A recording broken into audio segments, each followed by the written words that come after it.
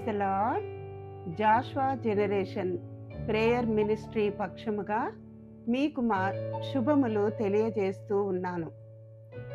2013 ఫిబ్రవరి 18న దేవుని ఆదేశాల మేరకు ఈ యొక్క ప్రార్థనా పరిచర్యని మేము ప్రారంభించడం జరిగింది. ఆనాటి నుండి ఈనాటి వరకు కూడా ప్రభువు మాలో ఉండి ఈ యొక్క పరిచర్యను ఈ విధంగా ముందుకు తీసుకొని రాగలుగుటకు సహాయం చేశారు. ఆయన పరిశుద్ధమైన ఘనమైన నామమునకు వందనాలు చెల్లించుకుంటున్నాము. ఎన్నెన్నో ప్రార్థన విజ్ఞాపనలకు ఆయన చెవియొగ్గి ఆలకించి మాకు జవాబులు ఇస్తూ మమ్మల్ని ఈ పరిచర్యలో మరి ప్రోత్సాహపరుస్తూ పురికొల్పుతూ వచ్చారు. ఆయన నామమునకు ఘనత మహిమ కలుగునుగాక. ఈనాడు ఈ విధముగా మీ ముందు యూట్యూబ్ ద్వారా ఇట్టి వాక్య ధ్యానంలో రావటం ఇది కూడా దేవుని యొక్క చిత్తమై ఉన్నది. దేవుడు మమ్మల్ని ఈ పరిచర్య కొరకు దర్శించాడు. ఆయన వాక్కు ద్వారా మాతో మాట్లాడారు. అయితే ఈ పరిచర్య కొరకు మేము సుమారు సంవత్సరం నుండి ప్రార్థన చేస్తూ వచ్చాము. దేవుడు ఈ విధంగా ఈనాడు ద్వారాలు తెరిచాడు. ఆయన నామమునకే మహిమ ఘనత కలుగునుగాక. మేము చివరికి ఈ యొక్క ప్రోగ్రాం తర్వాత మా యొక్క నంబర్ని మీకు తెలియజేస్తాం. ఆ నంబర్కి మీకేమైనా ప్రార్థన అవసరతలు ఉన్నట్లయితే మాకు తెలియచేయండి. ఈ యొక్క ప్రార్థన పరిచర్యలో మీ కొరకు మేము ప్రార్థిస్తాము అని ఒప్పందపడుతూ ఉన్నాము. అయితే మనం ఇప్పుడు వాక్య ధ్యానంలోకి వెళ్దాం. యోబు గ్రంథము 19వ అధ్యాయము 25వ వచనము చదువుకుందాం. అయితే నా విమోచకుడు సజీవుడనియు తరువాత ఆయన భూమి మీద నిలుచుననియు నేనెరుగుదును అంటున్నాడు యోబు భక్తుడు. అయితే ఈ వాక్య ధ్యానము వలన నేను ఒకనాడు 3 మాసములు బెడ్ రిడన్లో ఉన్నప్పుడు ఈ వాక్యాన్ని నేను ధ్యానించాను. ఈ వాక్యాన్ని నా జీవితానికి అన్వయించుకున్నప్పుడు దేవుడు ఎంతో గొప్ప అద్భుత రీతిగా నన్ను స్వస్థపరిచి మరి లేవనెత్తారు. ఈ వాక్య ధ్యానము తర్వాత నేను ఆ యొక్క సాక్ష్యాన్ని కూడా మీతో పంచుకోవాలని ఇష్టపడుతున్నాను. మీరు చివరి వరకు ఈ యొక్క కార్యక్రమాన్ని వీక్షించగలరని ప్రేమపూర్వకంగా మనవి చేస్తున్నాను. అయితే నా విమోచకుడు అంటున్నాడు యోబు. ఎందుకు విమోచకుడు అని పలుకుతున్నాడు? యోబు ఎట్లాంటి పరిస్థితుల్లో ఉన్నాడు? అయితే తన జీవితంలో అనుమతించబడిన పరిస్థితిలో తనకు తాను లేవలేని స్థితిలో ఉన్నట్టుగా మనము చూస్తున్నాం. ఒకరి సహాయం కావలసి వచ్చింది అని మనము చూస్తున్నాం. అయితే ఆ సంఘటన ఏమిటి? యోబు జీవితంలో అనుమతించబడిన సంఘటన ఏమిటో మనము చూద్దాం. ప్రియ దేవుని బిడ్డలారా, ఈ యోబు గ్రంథము అద్భుతమైన గ్రంథము. ఇందులో 42 అధ్యాయాలు ఉన్నాయి. వాటిని మీరు శ్రద్ధగా చదివినట్లయితే దేవుడు ఎలాంటి వాడో, ఎంత సర్వశక్తిమంతుడో, ఆయన సృష్టి ఎలాంటిదో అవన్నీ కూడా మనము తెలుసుకోగలుగుతాం. ఎన్నెన్నో ఆధ్యాత్మికమైన సత్యాలు ప్రభువు మనకు ఈ గ్రంథము ద్వారా బోధపరుస్తారు. కనుక ఈ గ్రంథాన్ని చదవాలని నేను ప్రేమపూర్వకంగా మరొకసారి మనవి చేస్తున్నాను. అయితే యోబు గురించి మనము ధ్యానించినట్లయితే యోబు ఊజు దేశమునకు చెందిన వ్యక్తి. ఈ వ్యక్తి ప్రవర్తన ఎలాంటిది, ఎలాంటి వాడు అని మనం చూసినట్లయితే యోబు గ్రంథము 1వ అధ్యాయము 2వ అధ్యాయము మనము చదవాలి. అయితే యోబు యథార్థవంతుడు, న్యాయవంతుడు, దేవుని యందు భయభక్తులు కలిగిన వాడు, చెడుతనమును విసర్జించిన వాడు అని మరి యోబు గురించి తెలియజేయబడింది. అయితే ఈయనకి మరి కుటుంబం ఉందా, ఒంటరిగా ఉన్నాడా అని మనము తెలుసుకోవాలంటే యోబుకి భార్య, 7 కుమారులు, 3 కుమార్తెలు కలిగి ఉన్నట్టుగా, మంచి కుటుంబ జీవితాన్ని కలిగి ఉన్నట్టుగా మనము చూస్తున్నాం. అయితే ఈ యోబు పేదవాడా గొప్పవాడా అని మనము చూసినట్లయితే యోబు గొప్ప ధనవంతుడు అని మరి వ్రాయబడి ఉంది. యోబుకు 7,000 గొర్రెలు, 3,000 ఒంటెలు, 500 జతల ఎడ్లు, 500 ఆడు గాడిదలు కలిగి, బహుమంది పనివారిని కలిగి, తూర్పు దిక్కు నివసిస్తున్న జనులందరిలో యోబు గొప్ప ధనవంతుడుగా, ఐశ్వర్యవంతుడుగా మనము ఈ యొక్క భాగంలో చూడగలుగుతాం. అయితే యోబు వాళ్ళ కుమారుల కుటుంబ పరిస్థితి ఏంటి అని మనము ఆలోచించినట్లయితే, యోబు తన కుటుంబం పట్ల ఎంతో శ్రద్ధ కలిగిన వ్యక్తి అని మనము చూడగలుగుతాం. ఏంటి అంటే, యోబు కుమారులు 7 కుమారులని మనం చెప్పుకున్నాం కదా. ప్రతిరోజు ఈ 7 కుమారులు ఒక్కొక్కరి ఇంట్లో వంతుల ప్రకారంగా మరి భోజనాలు, విందులు ఏర్పాటు చేసుకొని సంతోషంగా గడిపేవారంట. అనగా ఈరోజు అన్న ఇంట్లో అయితే రేపటి దినాన తమ్ముడు, మరుసటి రోజు ఇంకొక తమ్ముడు, ఈ విధంగా వంతుల ప్రకారంగా విందులు ఏర్పాటు చేసుకొని కుటుంబాలుగా వీరు సంతోషించేవారంట. అలాంటి సందర్భాలలో వారి అక్క చెల్లెళ్ళను కూడా మరి ఆ విందుకు ఆహ్వానించేవారంట. వారు కూడా వచ్చి వారు వీరు కలిసి మరి అన్నపానములు భుజిస్తూ, ద్రాక్షారసము సేవిస్తూ ఎంతో మరి సంతోషంగా వీరు గడుపుతున్న రోజులు. అయితే అట్లాంటి సందర్భాలలో మరి యోబు వాళ్ళ కుటుంబం పక్షంగా ఏమైనా బాధ్యత లేకుండా ఉన్నాడా, ఆ సంతోషంగా వాళ్ళతో పాటు ఉన్నాడా అని చూస్తే, వాళ్ళ కుటుంబం పట్ల ఎంతో శ్రద్ధ కలిగిన వ్యక్తిగా మనము యోబును చూస్తున్నాం. ఎలా అంటే తన కుమారుల గురించి తను ఏ విధమైన శ్రద్ధ కలిగి ఉన్నాడంటే, కుమారులు పాపము చేసి ఈ విధంగా వంతుల ప్రకారము భోజనాలు చేసుకుంటున్నారు.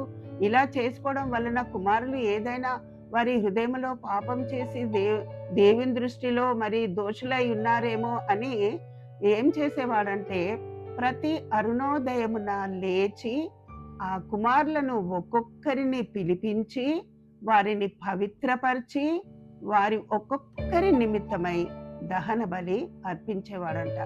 ఎంత బాధ్యత కలిగిన తండ్రిగా మనం ఇక్కడ యోబుని చూస్తున్నాం. అయితే మనం ఇక్కడ నేర్చుకోవాల్సిన విషయం ఏంటంటే, మన బిడ్డల పట్ల మనము కూడా శ్రద్ధ కలిగి ఉన్నామా, మంచి బాధ్యత కలిగిన తల్లిదండ్రులంగా ఉన్నామా అని మనము ప్రశ్నించుకోవాలి.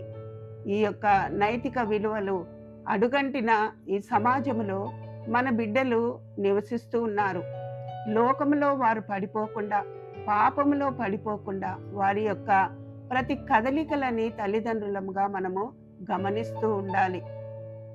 దేవుని వాక్యాన్ని వారు అనుదినము చదువుతూ, ధ్యానిస్తూ, వారి హృదయాలలో దేవుని వాక్యాన్ని భద్రపరుచుకుంటూ ఆ వాక్య ప్రకారంగా జీవిస్తున్నారా లేదా అని మనము గమనిస్తూ, వారి కొరకు నిత్యము దేవుని సన్నిధిలో విజ్ఞాపన ప్రార్థనలు చేయవలసిన వారమై ఉన్నాము. వారి చుట్టూ భద్రత, దేవుని అగ్ని కంచెగా వేసి వారి కొరకు ప్రార్థించే వారంగా మనం ఉండాలని మరి యోబు చేసిన ఈ యొక్క బలి ద్వారా మనము నేర్చుకోగలుగుతున్నాం.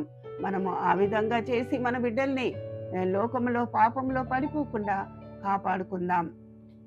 అయితే ఈ విధంగా సంతోషంగా జీవిస్తున్న ఈ కుటుంబం ఈ విధంగా ఉంటుండగా, ఒకరోజు అకస్మాత్తుగా ఒక వ్యక్తి వచ్చి అయ్యా అయ్యా అయ్యా ఒక జరిగిన సంఘటన గురించి ఎంతో పరుగులెత్తుతూ వచ్చి చెప్తాడనమాట. ఎద్దులు నాగలి దున్నుతూ ఉండగా, గాడిదలు వాటి సమీపమున మేయుచూ ఉండగా, షేబాయీలు వచ్చి వాటి మీద పడి వాటిని పట్టుకొని పోయారు. మరి పని వారిని ఖడ్గము చేత చంపివేశారు అని చెప్తాడు. ఈ హఠాత్ పరిణామమునకు యోబు ఎంతగానో ఆశ్చర్యచకితుడై భయాభ్రాంతి కలిగిన వాడై ఉంటుండగానే మరి ఒకడు వచ్చి ఆకాశము నుండి దేవుని అగ్ని పడి గొర్రెలను పనివారిని రగులబెట్టి కాల్చివేసింది అని చెప్తాడు. 3వ వ్యక్తి వచ్చి అయ్యా అయ్యా, కల్దీయులు 3 సమూహాలుగా వచ్చి ఒంటెల మీద పడి వాటిని కొనిపోయారు, పనివారిని ఖడ్గము చేత చంపివేశారు అని చెప్తాడు. 4వ వాడొచ్చి, మీ కుమారులు అన్న ఇంట భోజనము చేస్తూ ఉంటుండగా అరణ్యము గుండా గొప్ప సుడిగాలి వచ్చి ఆ ఇంటి 4 మూలలను కొట్టగా ఆ ఇల్లు కూలి యవనస్తులందరూ కూడా చనిపోయారు అని చెప్తాడు. ఇంకా ఏముంది, తనకు అన్నీ పోయాయి, తన ఆరోగ్యవంతమైన శరీరం మాత్రమే ఉంది. అంతలోనే తన శరీరం మీద అరికాలు మొదలు నడినెత్తి వరకు తన చర్మం అంతా కూడా చీకిపోయి విపరీతమైన పుండ్లు వచ్చి ఆ మంట, నొప్పి, బాధ, ఆ దుఃఖంలో మరి చిల్ల పెంకు తీసుకొని వాటిని గోక్కుంటూ యోబు బూడిదలో కూర్చొని ఉన్నాడు. ఆ సమయంలో తన భార్యకు తన ఊపిరే అసహ్యమైందంట. అలాగే మరి స్నేహితులు, ప్రాణ స్నేహితులు తనని ఈ పరిస్థితిలో పరామర్శించవలసింది పోయి మరి తనని ఎంతగానో విమర్శించారు. పుండు మీద కారము చల్లినట్టుగా మరి ఈ యోబు ఎంత మందినైతే మరి ప్రేమించాడో వాళ్ళందరూ కూడా యోబు మీద తిరగబడ్డారంట. దెబ్బ మీద దెబ్బ తగిలి మరి యోబు ఎంతగానో మరి ఓదార్పు పొందలేక దుఃఖాక్రాంతుడై కూర్చొని ఉన్నాడు యోబు. తన సర్వస్వము కూడా మరి బూడిద పాలైపోయింది, అన్నీ పోగొట్టుకున్నాడు యోబు. అలా ఉంటున్నప్పుడు యోబుకు జ్ఞాపకం వచ్చింది దేవుని వైపు యోబు తిరగడం జరిగింది. ప్రియ దేవుని బిడ్డ, యోబు అంటే ఆ పేరుకు అర్థం ఏమిటో తెలుసా? యోబు అనగా దేవుని తట్టు తిరుగువాడు అని అర్థము. యోబు అనగా దేవుని తట్టు తిరుగువాడు అని అర్థము. అన్ని కోల్పోయి అన్ని పోగొట్టుకొని యోబు నిస్సహాయ స్థితిలో మరి దేవుని వైపు చూచిన వాడుగా ఉన్నాడు. అదే ఈ వాక్య భాగాలు మనము చదువుకున్న వాక్య భాగము యోబు గ్రంథము 19వ అధ్యాయము 25వ వచనము. నా విమోచకుడు సజీవుడనియు తరువాత ఆయన భూమి మీద నిలుచుననియు నేను ఎరుగుదును అంటున్నాడు. 26వ వచనము చదువుకున్నట్లయితే, ఈలాగున చర్మము చీకిపోయిన తరువాత శరీరముతో నేను నా దేవుని చూచెదను అంటున్నాడు. 27వ వచనములో, నా మట్టుకు నేనే చూచెదను, మరి ఎవరునూ కాదు, నేనే నా కన్నులారా ఆయనను చూచెదను అంటున్నాడు. ఎంత అద్భుతమైన మాటలు ఇవి! ఎంతో ఆనిముత్యము లాంటి మాటలు, ఎంతో శక్తివంతమైన దృఢమైన విశ్వాసముతో మరి యోబు ఈ మాటలు పలుకుతున్నట్టుగా మనము చూస్తున్నాం. నా విమోచకుడు అనగా ఈ పడిపోయిన ఈ పరిస్థితుల్లో నుండి, ఈ దుఃఖకరమైన ఈ పరిస్థితుల్లో నుండి, ఈ శ్రమకరమైన పరిస్థితుల్లో నుండి, ఈ అనారోగ్యం నుండి నా దేవుడు ఈ బాధలో నుండి తప్పకుండా నన్ను విమోచిస్తాడు, నన్ను లేవనెత్తుతాడు, నాకు తిరిగి మంచి రోజులు ఇస్తాడు, నాకు మంచి చేస్తాడు. అందులో దేవుడు సజీవుడైన దేవుడు, నా దేవుడు విమోచకుడు. అంతేకాదు సజీవుడు అనగా నిత్యము జీవించుచున్నవాడు, స్టాచ్యూ కాదు. కన్నులుండి చూచుచున్నవాడు, చెవులుండి వింటున్నవాడు, నోరుండి మాట్లాడుతున్నవాడు, చేతులుండి ఆదరించేవాడు, కాళ్ళు ఉండి దర్శించి నడిచి వచ్చి ఆదరించే దేవుడు అనే ఎంతో విశ్వాసంతో, ఆయనకు గొప్ప శుభ నిరీక్షణతో ఈ మాటలు పలుకుతున్నాడు. అంతేకాదు, నా చర్మము, ఈ భూలోక జీవితము ముగిసి నా చర్మము చీకిపోయినా అక్షయమైన దేహముతో నేను దేవుని చూస్తాను అని యోబు పలుకుతున్నాడు. ఎంత యుక్తమైన మాటలు మరి దేవుని గూర్చి యోబు పలుకుతున్నాడు. నిజంగానే దేవుడు ఈ మాటలన్నీ విన్నాడు. అసలు యోబు జీవించిన కాలంలో పునరుత్థానమును గూర్చిన అవగాహన అంతగా లేదు. కానీ ఆత్మపూర్ణుడై యోబు యేసు ప్రభువు యొక్క మరణము, పునరుత్థానము, విశ్వాసుల యొక్క పునరుత్థానమును గూర్చి కూడా ఎంతో స్పష్టంగా యోబు పలుకుతున్నట్టుగా దేవుడు వింటున్నాడు. అయితే తన యొక్క యథార్థతని దేవుడు చూస్తున్నాడు కాబట్టి యుక్తమైన మాటలు దేవుని గూర్చి పలికినప్పుడు దేవుడు నిజంగానే మరి యోబును దర్శించి మరి ఆయనతో మాట్లాడి మరి యోబు పోగొట్టుకున్న ప్రతిదీ, కోల్పోయిన ప్రతిదీ కూడా రెట్టింపుగా, ఆస్తిని రెట్టింపుగా ఇచ్చాడు. తర్వాత తనకు మంచి ఆరోగ్యాన్ని ఇచ్చాడు. మరలా 7 కుమారులను 3 కుమార్తెలను ఇచ్చినట్టుగా మనము యోబు గ్రంథము 42వ అధ్యాయంలో చివరి అధ్యాయంలో మనము చూడగలుగుతాం. అనగా తనలో ఉన్న ఆ యొక్క పటిష్టమైన విశ్వాసము ద్వారా శుభప్రదమైన నిరీక్షణతో పలికిన మాటలను దేవుడు మెచ్చుకున్నాడు. కాబట్టి తను కోల్పోయినవన్నీ కూడా రెట్టింపుగా ఇవ్వటానికి దేవుడు మరి ఇష్టపడ్డాడు. యోబు ఎంత దీవించబడిన వ్యక్తి కదా. అయితే ఈ వాక్యాన్ని నేను ఒక రోజున, ఒక సమయాన్న నేను ధ్యానిస్తూ వచ్చాను. ఆ సమయం ఏంటంటే, నాకు 1999లో జూలై 17న నాకు ఒక రోడ్ యాక్సిడెంట్ జరిగింది. నేను నా హస్బెండ్ ఇద్దరం కూడా 2 వీలర్ దిగి రోడ్ క్రాస్ చేస్తున్నాం. ముందు నా భర్త నడుస్తున్నాడు, తన వెనకాల నేను నడుస్తున్నాను. మాకు తెలియకుండా ఆశ్చర్యకరంగా ఒక మారుతి వ్యాన్ వచ్చి నన్ను వెనుక డాష్ ఇచ్చిందనమాట. అది కూడా నాకు తెలియలేదు. అసలు ఆ దెబ్బ అదంతా కూడా నాకు జ్ఞాపకం లేదు ఆ టైంలో. అలా పైకి ఎగిరి నేను 7-8 ఫీట్ పైకి ఎగిరి కింద పడడము నా హస్బెండ్ చూశాడంట. ఇంకా ఆ యొక్క అకస్మాత్తుగా జరిగిన ఆ యొక్క యాక్సిడెంట్కి నా భర్త ఆందోళన చెంది మరి నన్ను ఆ పరిస్థితుల్లో నుంచి తీసుకొని మరి ఆటోలో కూర్చోపెట్టుకొని మరి రైల్వే హాస్పిటల్కి తీసుకొని వెళ్ళడం జరిగింది. అది కూడా ఎంత విచిత్రం అంటే, రైల్వే హాస్పిటల్కు నాకు జరిగిన యాక్సిడెంట్కు త్రోవా 5 మినిట్స్ అండి. ఆటోలో నన్ను 5 మినిట్స్లో హాస్పిటల్ తీసుకొని వెళ్ళారు. రైల్వే హాస్పిటల్కే ఎందుకు తీసుకొని వెళ్ళారంటే, నా హస్బెండ్ రైల్వేలో పనిచేసేవారు. నా భర్త అప్పుడు లోకో పైలట్గా పనిచేశారు. ఇమ్మీడియట్గా నన్ను అడ్మిట్ చేసుకున్నారు. ఇంకా చేసే జాగ్రత్తలన్నీ చేసి, అన్ని టెస్టులు చేసి చివరికి నాకు ఏం కన్ఫర్మ్ చేశారంటే, పెల్విక్ బోన్ మల్టిపుల్ ఫ్రాక్చర్స్ అయింది అని చెప్పారు. ఐసీయూలో పెట్టారు.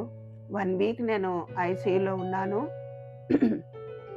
తర్వాత 1 వీక్ తర్వాత నన్ను స్పెషల్ రూమ్కి మార్చారండి. అయితే ఆ మొత్తము ఆ రోజులన్నీ కూడా 26 రోజులు మాత్రం నేను రైల్వే హాస్పిటల్లో ఉన్నాను.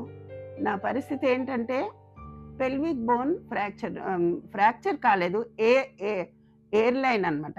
ఎయిర్లైన్ ఫ్రాక్చర్స్ అంటే అది సర్జరీ అవసరం లేదు, ఇంకా ఏది కూడా అవసరం లేదు. బెడ్ రెస్ట్ ద్వారానే నేను బాగైపోతానని చెప్పారండి. అయితే ఆ 26 రోజులు నేను హాస్పిటల్లో ఉన్నన్ని రోజులు కూడా నేను ఎంత ఏడ్చానంటే, చాలా చాలా ఏడ్చేదాన్ని. ఎందుకు అంటే, ఎందుకు ప్రభువా నన్ను ఇట్లాంటి పరిస్థితికి తీసుకొని వచ్చావు? ఎందుకు ప్రభువా నాకు ఈ పరిస్థితి అనుమతించావు?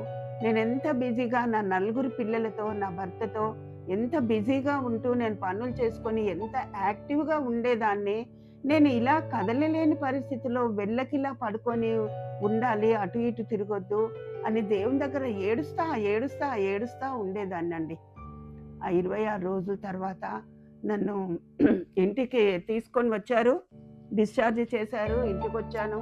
మరి మా ఇల్లు అపార్ట్మెంట్స్లో ఫ్లాట్ అనమాట. స్ట్రెచ్చర్ మీద తీసుకొని రావడం జరిగింది. ఇవన్నీ కూడా నాకు చాలా ఇబ్బంది కలిగిస్తున్నాయి. లేవద్దు, లేచి కూర్చోవద్దు, అటు ఇటు కూడా తిరగొద్దు. నన్ను అటు ఇటు ఉదయకాలం మాత్రము ఒకసారి అటు ఒకసారి ఇటు తిప్పేవాళ్ళు. బెడ్షీట్ చేంజ్ చేసి నాకు డ్రై బాత్ ఇచ్చి అలాంటి సమయంలో.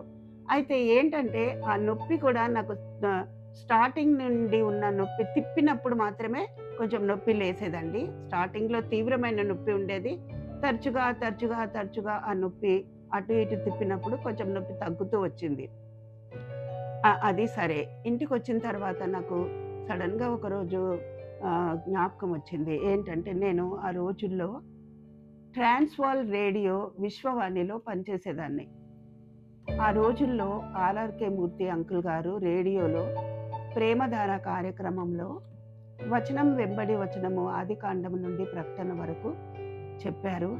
ఆ తర్వాత జోషి అన్న గారు గూడా వచనం వెంబడి వచనం ఆదికాండం నుండి ప్రకటన వరకు చెప్పారు.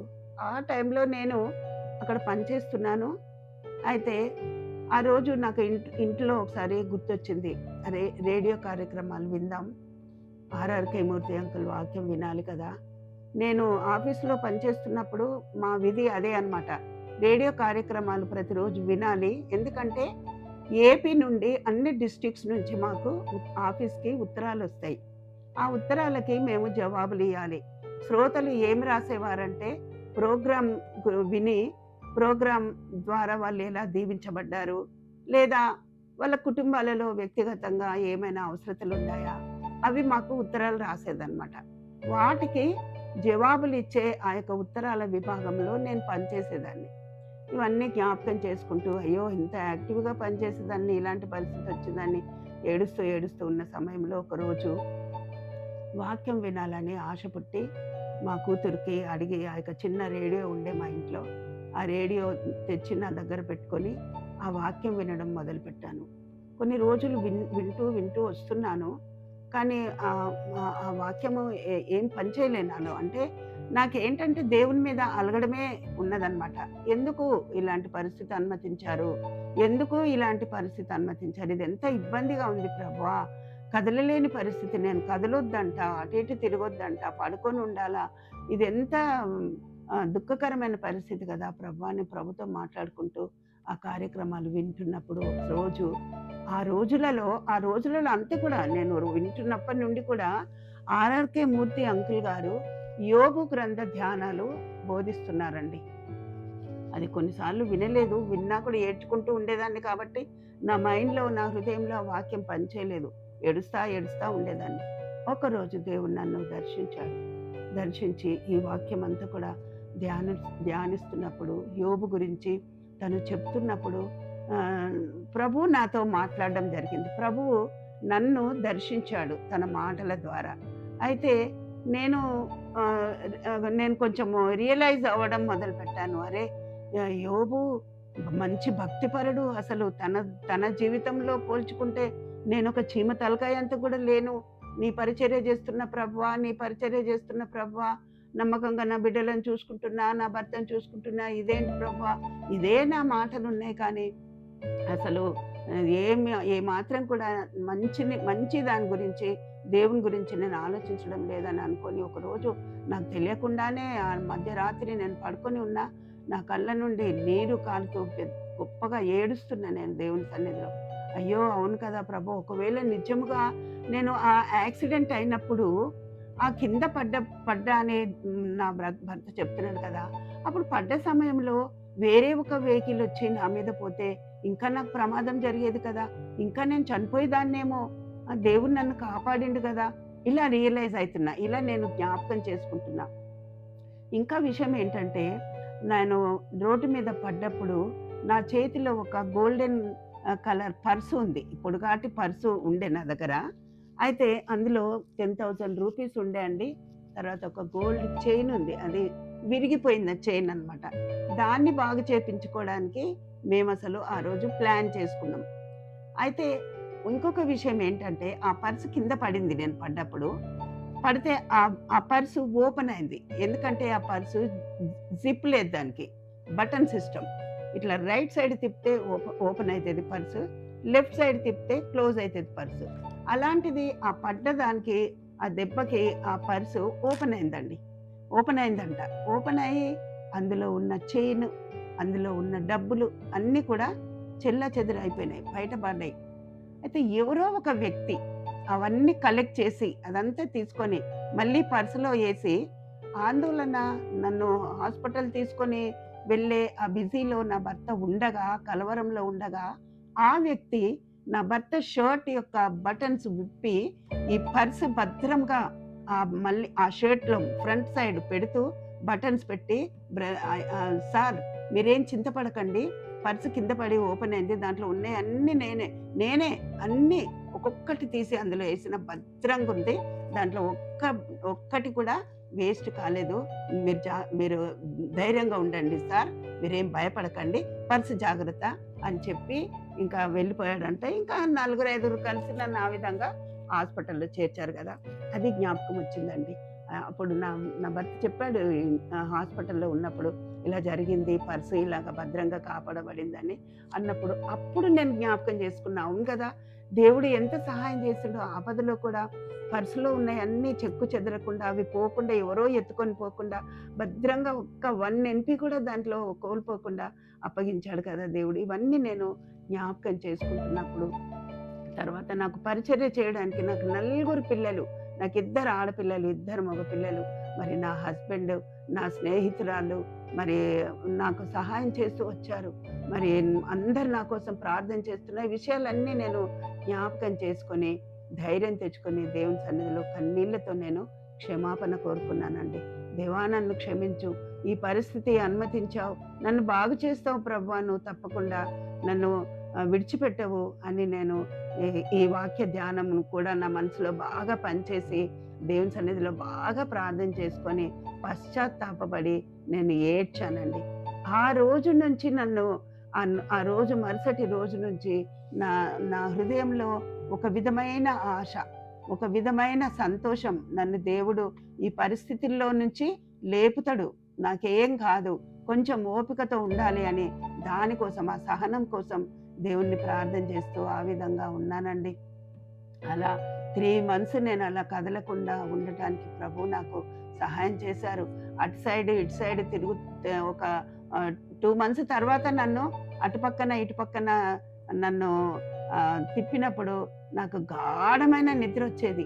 ఆ వెల్లకిల పడుకున్నప్పుడు అస్సలు నిద్ర రాకపోయేదండి.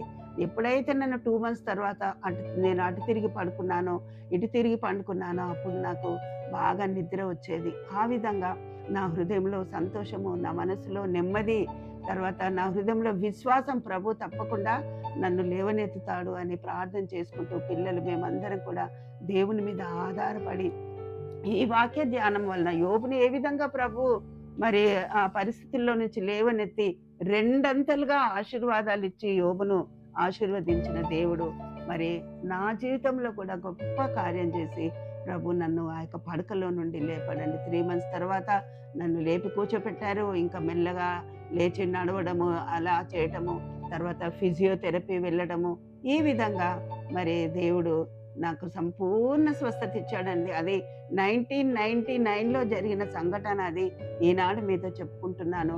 ఇప్పుడు ఇంత వయసు వచ్చినా కూడా ఎలాంటి కాంప్లికేషన్స్ లేవు. దేవుడు గొప్ప స్వస్థత ఇచ్చి మరి అనేక విధాలుగా స్త్రీల మధ్య పరిచర్య చేయటానికి నన్ను వాడుకుంటూ వచ్చారు. దేవుని నామమునకు ఘనత మహిమ కలిగింది గాక. అయితే నేను చెప్పవలసింది ఏంటంటే, ప్రియ దేవుని బిడ్డ, మీరు కూడా ఏదైనా ప్రమాదకరమైన పరిస్థితిలో ఉన్నారా? దుఃఖకరమైన పరిస్థితిలో ఉన్నారా? శ్రమలలో ఉన్నారా? ఒంటరిగా ఉన్నారా? ఒంటరిగా ఉన్నప్పుడు దేవుడు మనల్ని ఒంటరిగా ఉండనీయడండి. ఆయన యెషయా 60:22లో వారిలో ఒంటరి అయిన వాడు 1000 మంది అగును, ఎన్నిక లేని వాడు విస్తారమైన జనమగును అని, ఆ పని చేయటానికి నేను త్వరపడుతున్నాను అని వాగ్దానం ఇస్తున్నాడండి. ఒంటరిగా ఉన్నావా దేవుని బిడ్డ? దేవుని వైపు తిరుగు, ఆయనను నమ్ముకో. ఆయన నిన్ను తప్పకుండా ఒక రోజు ఆయన సహాయం నీకు అనుగ్రహించబడుతుంది. నువ్వు నమ్ముకున్న వారు మరి నిన్ను మోసం చేసి ద్రోహం చేసిన పరిస్థితులు ఉంటే దేవుణ్ణి హత్తుకో, దేవుని దగ్గరికి రా. ఆయన శ్రమలో నుండి దేవుడు మనల్ని విడిపించే దేవుడు. దుఃఖంలో ఉన్నప్పుడు మన కన్నీరు తుడిచే దేవుడు. ఆపదల్లో ఉన్నప్పుడు మనల్ని ఆదుకునే దేవుడు. స్వార్థంతో మనుషులు మనల్ని నిందించినప్పుడు, మనల్ని ఒంటరి వాళ్ళని చేసినప్పుడు ఆయనను హత్తుకొని ఆయన వైపు తిరిగే ఆయనను నమ్ముకొని మనము జీవించినప్పుడు గొప్ప సమాధానంతో, గొప్ప స్వస్థతతో, గొప్ప కార్యాలు మన జీవితంలో చేస్తూ ఆయన మన జీవితాలలో జోక్యం తీసుకొని విజయవంతమైన జీవితాన్ని మనకు అనుగ్రహిస్తాడండి. అట్టి కృప దేవాది దేవుడు మనకందరికీ అనుగ్రహించును గాక. Amen. God bless you all. ఒక చిన్న ప్రార్థన చేసుకుందాము. ప్రియమైన ప్రభువా, దయగల తండ్రి, మీ ఘనమైన ఉన్నతమైన నామమునకు వందనాలు, స్తోత్రాలు, స్తుతులు చెల్లించుకుంటున్నాము ప్రభువా. ఈ యొక్క కార్యక్రమాన్ని తండ్రి మీరు ఉండి నాయన ఆది నుంచి అంతం వరకు మీ ఆధిపత్యము, మీ నడిపింపునిచ్చి నడిపించినందుకు మీకు వందనాలు నాయన. విత్తబడిన వాక్య ధ్యానమే కావచ్చు, నా యొక్క సాక్ష్యమే కావచ్చు నాయన, మరి బిడ్డలకు దీవెనకరంగా ఉండునట్లుగా నాయన మీరు ఆశీర్వదించి కాపాడవలసిందిగా ప్రార్థిస్తున్నాం. వీక్షించిన ప్రతి బిడ్డను, వారి కుటుంబాలను దర్శించండి నాయన. వారి కుటుంబాలలో ఉన్న ప్రతి అవసరత, ప్రతి అక్కర మీరు తీర్చి, మీరు చాలిన దేవుడవుగా వారికి ఉండి వారిని ఆశీర్వదించమని కోరుతూ యేసుక్రీస్తు పరిశుద్ధమైన నామమున స్తుతించి ప్రార్థించి వేడుకుంటున్నాము పరమ తండ్రి. ఆమెన్.